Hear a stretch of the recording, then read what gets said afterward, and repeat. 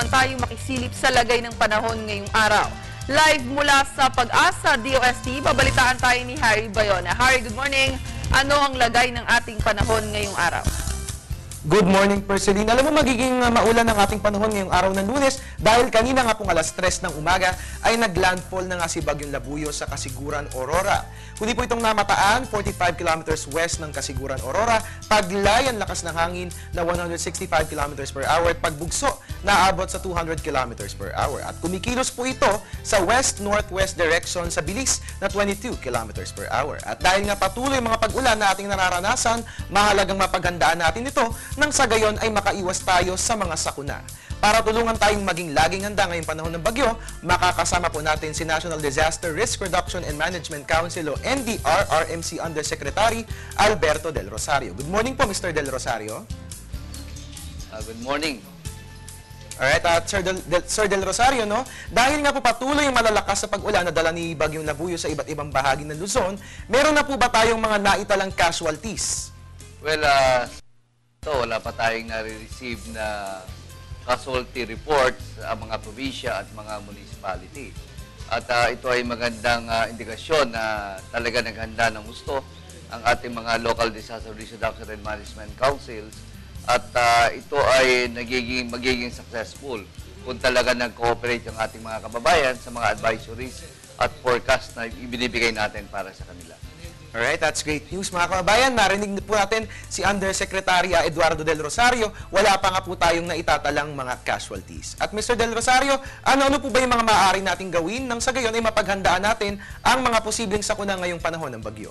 Well, actually, ang dala nitong si Bagyong Labuyo ay masabi natin na mayroong kalakasan na hangin. Ngayon, kung tayo nakatira sa isang bahay na mahina ang struktura, ang dapat magkaroon tayo ng voluntary or preemptive evacuation at pumunta ka na sa lugar o evacuation center na may katibayan ang mga buildings or struktura. Tungkol naman sa pwedeng idulot na pagbaha, tayo kung tayo nakatira sa flood-prone areas. Pumunta tayo sa evacuation centers na tinalagan ng ating mga munisipalidad dahil itong mga evacuation centers na ito ay talagang napili dahil ito ay masasabi nating safe area na makapagbibigay ng nararapat na kahandaan at kaligtasan sa ating mga kababayan.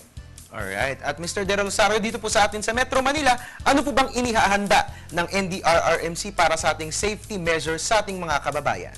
Ang Metro Manila ay signal number 1 at ang pagka-signal number 1 may kahinaan ang dala nitong hangin. So, ang ating paghahandaan dito ay yung maaaring pagbaha na dulot ni Bagyong Labuyo. So, ang dapat ang gawin natin dito na paghahanda ay iwasan yung mga lugar na medyo sabi natin na flood-prone areas at kung maaari, iwasan muna ang paglabas ng ating mga bahay para hindi lang tayo ma-stranded sa mga lugar na binabaha dito sa Metro Manila. Alright, mga kababayan, narinig po natin si Yusek Del Rosario. Dito po sa Metro Manila, may hina naman po yung hangin na dala ni dahil signal number 1 lang po ang nakataas dito. Pero just the same, patuloy po tayong mag-ingat nang sa gayon ay makaiwas tayo sa anumang uri ng sakuna. At Mr. Del Rosario, last few words na lang po para sa mga kababayan natin dyan po sa Aurora dahil nga po signal number 3 po ang nakataas dyan at naglandfall nga po si Bagyong Labuyo dyan nga po sa nabanggit na lugar. Well, yung mga nakatira doon sa mga dadaanan ni Bagyong Labuyo na nagdadala na may kalakasan na hangin na 165 kilometers per hour, tayo po ay mag-conduct ng nararapat na paglilikas kung tayo ay nakatira sa mga risky areas. Makipagtulungan po tayo sa ating mga local na pamahalaan dahil sila ang tao na talagang naghanda para kayo ay tulungan. At ang ating mga ahensya ng gobyerno ay handang magbigay ng tulong sa mga evacuation centers at nagbibigay po ng pagkain ang DSWD pati na ang local government in evacuation centers. Alright, maraming salamat po mga kababayan. Atin pong nakasama si NDRRMC Undersecretary Eduardo Del Rosario. At mga kababayan, ayan nga po, no, para sa ating mga, kumbaga, para po tayo maging safe ngayon pong panahon ng tag-ulan, makipagtulungan po tayo sa gobyerno and especially sa NDRRMC nang sa gayon ay wala po tayong maitalang anumang casualties. At balita ko, may tanong po kayo mula sa studio.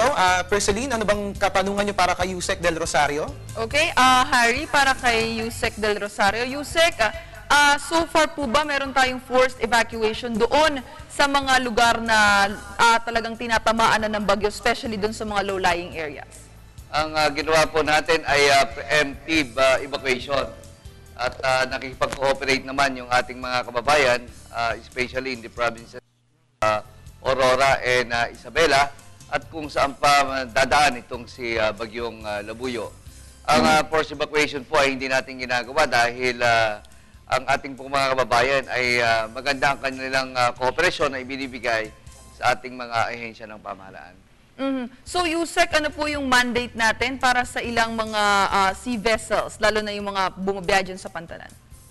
Suspended po ang paglayag ng ating mga sea vessels at ito po ay in-enforce natin since yesterday. Ang mga mangingisda ay pinagbawal din natin na pumalahot dahil malalagay lang sa peligro ang kanilang sarili kung sila ay magpipilit na lumabas. Ngayon, marami tayo mga stranded na mga kababayan sa mga seaports at sila ay nag-iintay lamang ng abiso ng Philippine Coast Guard kung kailan sila pwedeng maglayag, which we hope that it will be lifted by tomorrow. Okay. Yusek, so far yung kamusta naman yung ating mga kasamahan sa NDRMC, na ba sila especially doon sa mga lugar na kakakailanganin yung kanilang tulong?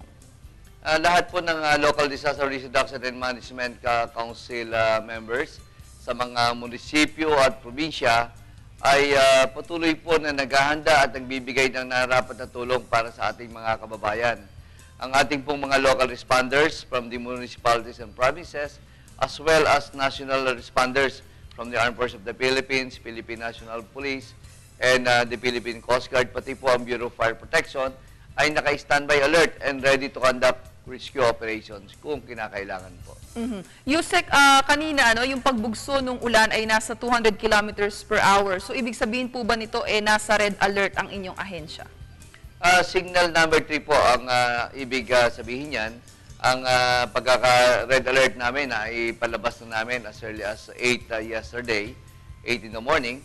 At because of this strong wind na 165 kilometers per hour, na-declare yung signal number 3. Okay. Doon naman sa ibang lugar na may kahinaan, correspondingly, nag-declare tayo ng signal number 2 and signal number 1.